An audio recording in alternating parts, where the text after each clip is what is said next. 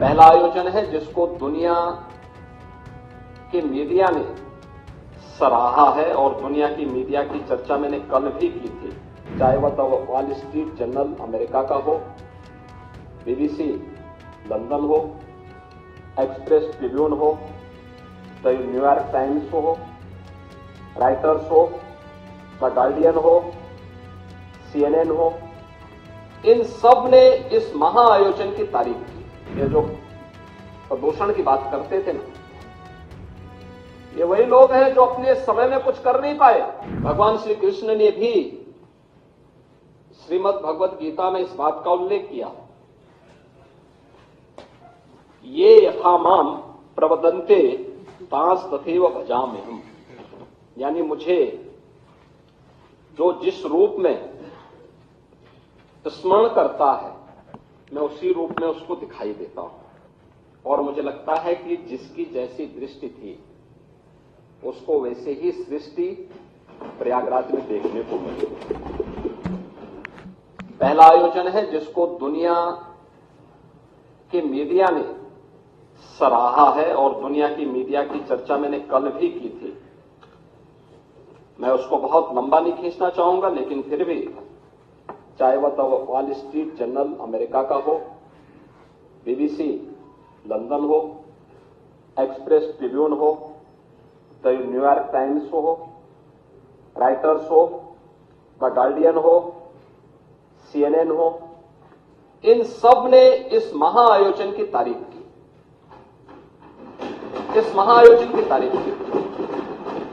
और यूनेस्को के निदेशक टिम कर्टिस ने भी महाकुंभ के बारे में कहा कि 2019 के कुंभ को यूनेस्को ने मानवता की अमूर्त सांस्कृतिक धरोहर के रूप में मान्यता दी। उन्होंने कहा कि इससे पहले 2023 में इसके सामाजिक, आर्थिक और पर्यावरणीय प्रभावों की निगरानी की जा रही थी।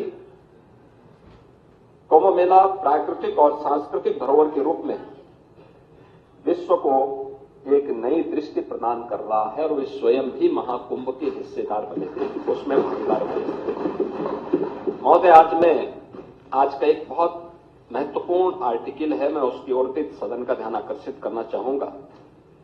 और वह इसलिए भी आवश्यक है क्योंकि हमारे प्रतिपक्ष के जो माननीय सदस्य हैं वे जानते हैं देश के एक प्रतिष्ठित हिंदी आलोचक श्री सुधीर पचौरी को। ये हमारे संघ विचारधारा के नहीं है, भारतीय जनता पार्टी से भी उनका कोई संबंध नहीं है। वे हमारी विचारधारा या अन्य इस प्रकार के मुद्दों की अक्सर आलोचना और आलोचनात्मक कार्यों के लिए वो जाने जाते हैं।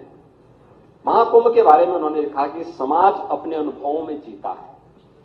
उन्होंने बहुत सारी चीजें इसमें लिखी हैं। उन्होंने लिखा है कि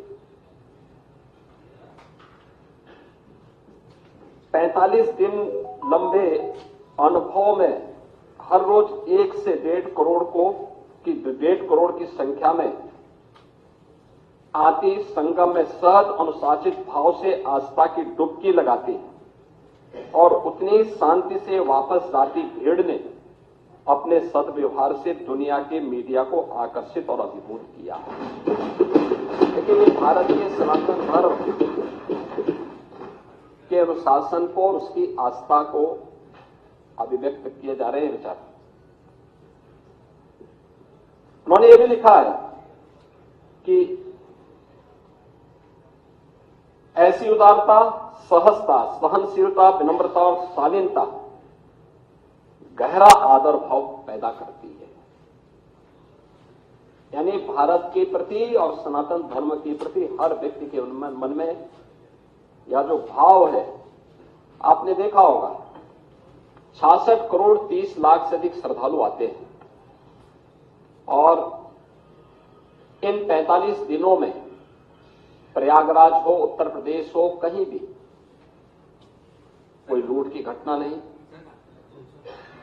कोई अपहरण की घटना नहीं, कोई दुष्कर्म बलात्कार की घटना नहीं, कोई भी छेड़छाड़ नहीं, कोई भी ऐसी घटना नहीं जिसके बारे में कोई अपने आप को शर्मिंदा महसूस करे।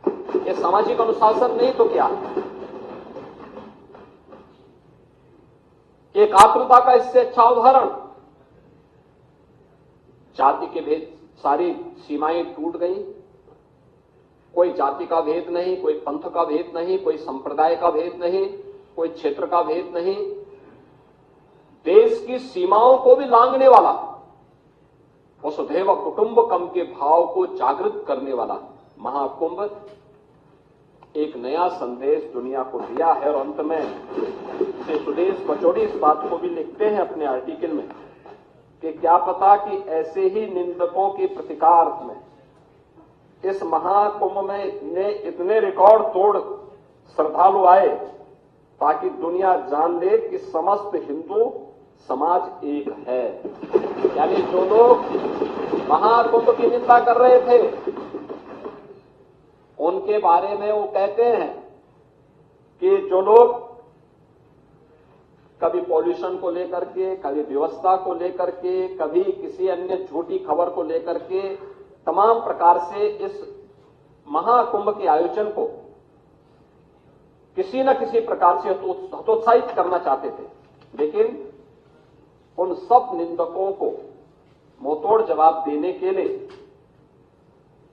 जनता जनार्दन प्रतिकार के रूप में भी वहां पर उपस्थित होती हुई दिखाई दी। उन्होंने कहा कि नहीं, हम सब एक हैं, ताकि दुनिया जान ले कि समस्त हिंदू समाज एक है। यही नहीं, महाकुंभ ने एक नया हिंदू विमर्श भी पैदा किया है कि हे पश्चिमी आधुनिकता, जिसे तूने दूषित किया, वह अब भी हमारे लिए पवित्र है। याद करिए, जिस गंगा की पवित्रता और अविरलता के बारे में प्रश्न उठा था 2014 के पहले, नमामि गंगे परियोजना के पहले उत्तर प्रदेश के अंदर मां गंगा 1000 किलोमीटर दूरी तय करती है, बिजनौर जनपद से बलिया जनपद तक।